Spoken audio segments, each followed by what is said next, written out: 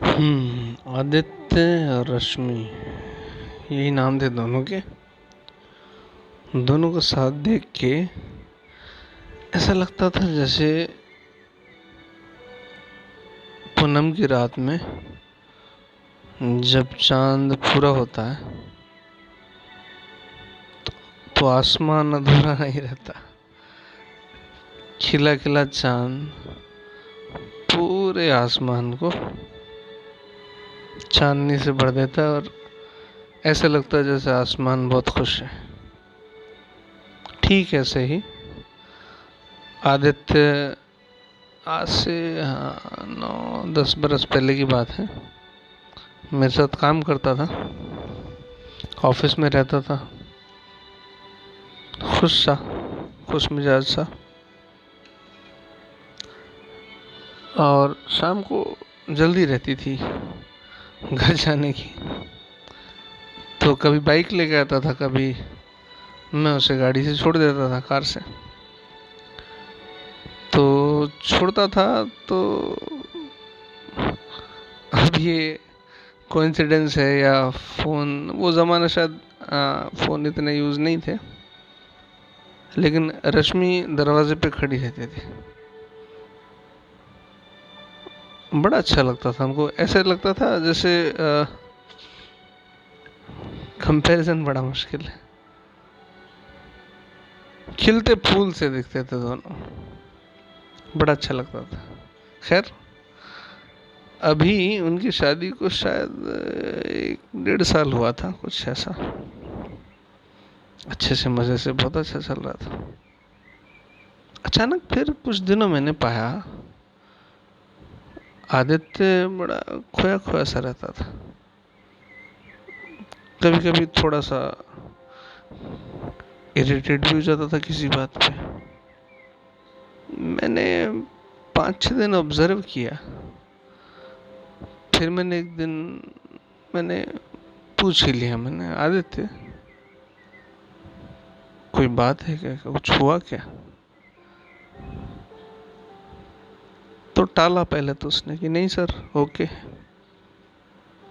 मैंने कहा ऐसा तो नहीं है, देखो मैं ऑलमोस्ट पिछले 8-10 महीनों से तुम्हें देख रहा हूँ, तुम रोज चहकते से नजर आते हो और अभी ऐसा तो नहीं है।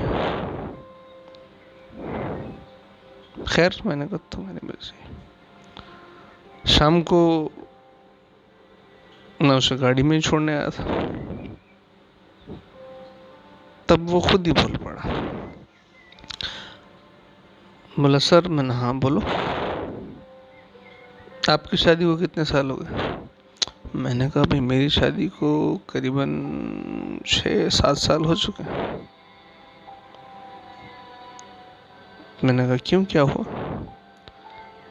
कहता सर एक बात बताइए कि लाइफ में अगर कुछ अचीव करना है तो उसमें टाइम लगेगा, और बहुत कुछ लाइफ में करने का है अगर, तो उसमें प्लानिंग होती है, कुछ बैकग्राउंड होता है, बहुत कुछ सोचना पड़ता है और चीज़ों को वर्कआउट करना पड़ता है, पॉसिबिलिटीज़ देखनी पड़ती हैं।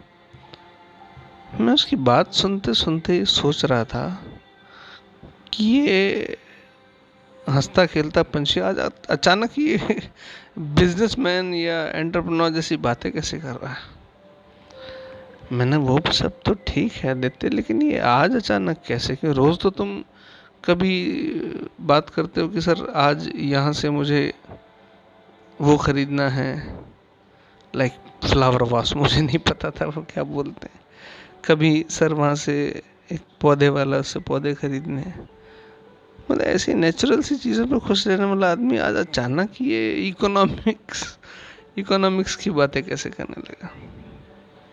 मैंने कहा चलो वो तो ओके है, लेकिन ये एकदम चेंज कैसा? बोला सर क्या कहूँ। मैंने कहा देखो तुम्हें ठीक लगता तो तुम बोलो, अगर तुम्हें कुछ लगता कि हाँ मुझसे कुछ सलाह मिल सकती है तो मैं बताऊंगा, अगर तुम इस लायक समझते हो तो। उसने कहा सर एक्चुअली पिछले 8-10 दिन से मेरे और रश्मि के बीच में बहस चली। बहस हुई 8-10 दिन पहले किसी बात पर, अब कुछ दिनों से बोलचाल बंद है। मैंने अच्छा, मैंने क्या हुआ, चल। तो बोला कि आई डोंट नो वो सही कह रही है गलत है, बट अब मेरे पास बाइक है, कार नहीं है, अभी घर किराए का है, और अभी कई सारे रिसोर्सेस नहीं हैं, अभी लाइफ शुरू हुई है। And she is demanding. अचानक उस दिन बोली कि आपके सर के पास भी गाड़ी है, और लोगों के पास देखो उन्होंने 2 साल में घर बना लिया, और हमें फ्यूचर भी सोचना है, कल को हमारे बच्चे होंगे। अब सर, एक तरफ लगता है कभी वो सही भी कह रही है, लेकिन दूसरी तरफ मेरी भी लिमिटेशन है कि मैं I am trying my level best, लेकिन अचानक तो नहीं हो जाता ना सर सब कुछ। मैंने कहा बिल्कुल ठीक है, तो सर आप बताइए, फिर आप कुछ समझाइए कभी, क्योंकि आपका रिस्पेक्ट करती है। तो समझाने के बाद तो मुझे समझ आया एक बात कि जो मुझे ठीक लगा कि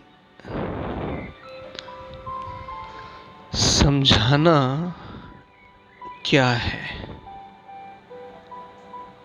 अगर मैं किसी को इकोनॉमिक्स समझाऊंगा जो मेरा इकोनॉमिक्स का स्टूडेंट नहीं है, या किसी को लाइफ की इकोनॉमिक्स समझाऊंगा, किसी को फाइनेंस लाइफ का समझाऊंगा, तो आई डोंट थिंक कि I am fit for that.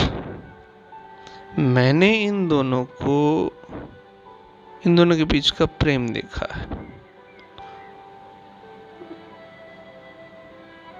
मैंने कहा चलो आदित्य, मैं थोड़ी सी अलग बात बोलूँगा, जैसा मैं कहूँ वैसा तुम कर लेना, पहले मुझे कुछ बातें बताओ। तुम्हारी लव मैरिज है ना? आदित्य ने बोला हाँ हाँ सर। अच्छा, तो ये बताओ कि जब तुमने मैंने कहा अभी तो इन दिनों घर में ऐसा चल रहा होगा ना, जैसे कि तुम जाते होगे, खाना बना के टेबल पर रख देती होगी, तुम अपने खाना खाते होगे, कोई बातचीत नहीं होती होगी, हाँ जी सर ऐसा ही चल रहा है, और आसपास से एक दूसरे के पास से गुजरते भी ऐसे होगा कि एक दूसरे को छू ना जाओ। हाँ जी सर, शर्माते हुए बोला।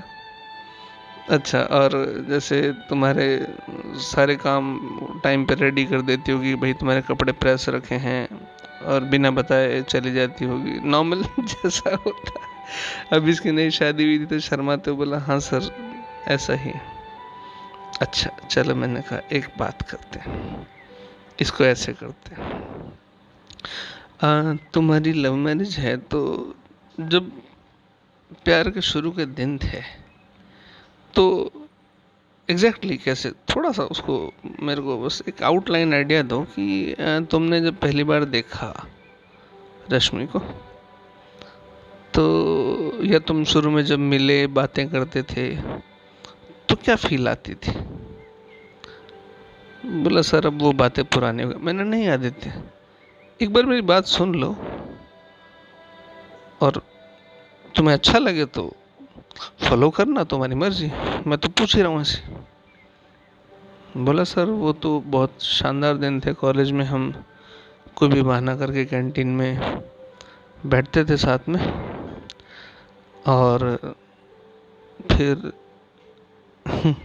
शर्माते हुए बोला कि हम as much as possible canteen में था कि क्लोज बैठते थे, कभी टच भी कर लेते थे हाथ से हाथ। अच्छा तो ओके, मैंने कहा तब बहुत अच्छा लगता होगा। हाँ सर। अच्छा, फिर कभी कभी वो टाइम हमारा ऐसा नहीं था, इतने फ्रैंकनेस नहीं थी जैसा आजकल है। लेकिन हाँ, कभी कोई कॉलेज की ट्रिप हुई तो उसमें हम कोई बहाना ढूंढ के कुछ देर के लिए सबसे सेपरेट होके अलग हो जाते थे। तो हाथ में हाथ डालना और ऐसे गालों को टच करना अच्छा लगता था। गुड। तुम्हें याद आ रहा है? मैंने कुछ नहीं कहा। हाँ, मैंने जस्ट इनिशिएट किया। मैंने आदित्य बोला, सर आप मज़े ले रहे हो। मैंने आदित्य, नहीं मज़े नहीं ले रहा हूँ। अब और नहीं पूछूंगा, बस इतना ही कहूँगा, अब भी वही करना है। बोले, सर क्या मतलब? मैंने, एक काम करो, अब ये बीच में जो हुआ उसको भूल जाओ, और अब ऐसे करो कि जैसे आज घर पहुंचो तो ऐसे ही चलते फिरते, सपोज वो किचन में खड़ी है या क्रॉस कर रही है किचन को, तुम इधर से जा रहे हो, तो ऐसे टच करो जैसे शरारत कर रहे। पहले रेस्ट्रिक्शन थी कॉलेज में, अब तुम ऐसे ही बस हाथ से हाथ टच करो ऐसे। डेफिनेटली मना तो नहीं करेगी। फिर ये टच थेरेपी से फिर नेक्स्ट डे मॉर्निंग में उठो जैसे, तो टिफ़िन लाए तो टिफ़िन जैसे रखे तो हाथ पे हाथ रख लो। मतलब ऐसा नहीं, उसको ये भी ना लगे तुम तुम कह रहे हो कि मैं मना हूँ, एक्चुअली तुम्हारे बीच में ये चल रहा है कि मैं पहले सॉरी बोलूँ या वो पहले सॉरी बोले। मैं ये नहीं कह रहा तुम सॉरी बोलो, मैं तो कह रहा हूँ कॉलेज के दिन याद करो, वो टच लाओ एक बार। बोले, सर इससे क्या होगा?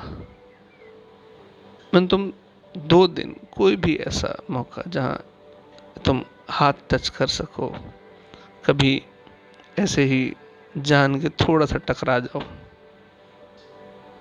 ये टच मेमोरी लाओ। बोले, सर ये बड़ी अजीब बात। मैंने, आदित्य तुम्हारी पत्नी ही है, अब पहले प्रेमिका थी, तो मैं कोई अजीब बात नहीं बोल रहा हूँ। बोले, सर चलिए ठीक है, आप कह रहे हैं तो। फिर उसने 2 दिन बाद आके, थोड़ी सी मुस्कुराहट थी उसके चेहरे पे। मैंने कहा, बस वो देखते ही मैंने पूछा, क्या ऐसी ही हल्की सी मुस्कुराहट रश्मि के चेहरे पे भी देखी है कभी इन 2 दिनों में? बोला, हाँ सर, पहले दिन तो वो मेरी एक चेयर को वो पीछे पकड़ रही थी, तो मैंने जस्ट वैसे, मेरा हाथ अचानक ही चला गया, मैंने जान के कुछ नहीं किया, तो हाथ टच हुआ। मैंने 2-3 सेकंड रोक के रखा, फिर मैंने छोड़ दिया। तो हालांकि जैसा आपने कहा था वैसा नहीं, लेकिन ऑटोमेटिकली हो गया। फिर किचन में वो काम कर रही थी, तो मैं पानी लेने गया, वो टर्न हुई तो टकरा गए। तो इन 2-3 दिनों में अचानक ही अपने आप ही ऐसा हुआ। तो स्माइल आई उसके फेस पे भी, मेरे फेस पे भी। मैंने कहा, अब आज एक काम करना, जाके एक बार कंधे पे हाथ रखना और गले लगा लेना। बोले, सर इतनी जल्दी मैं क्यों हार मान आदित्य, प्यार दोनों के बीच में है, दोनों अलग नहीं उससे। जाओ तो सही। बोला, सर ठीक है, आगे तो खैर वही सब कुछ जो होता है। अब यहाँ जो बात होती है, ये टच की फीलिंग। चलिए, होता कैसा है कि हमारा दिमाग और शरीर अलग तरीके से काम करता है। जैसे हमें बचपन में माँ ने छुआ था, हमें वो छुअन याद है। जहाँ जहाँ जब भी कभी बहन ने स्नेह से गाल पे चिकोटी काटी होगी या पिताजी ने सर पे हाथ रखा होगा, जितने भी रिश्ते हैं उन सब में एक टच की फीलिंग है, और हर फीलिंग का अपना एक सेपरेट टच है। वैसे ही प्यार का जो टच है वो टच नहीं खोना चाहिए, सिर्फ टच। बड़ा प्यारा है, शानदार सी एक ये मेरी जीवन की घटना है।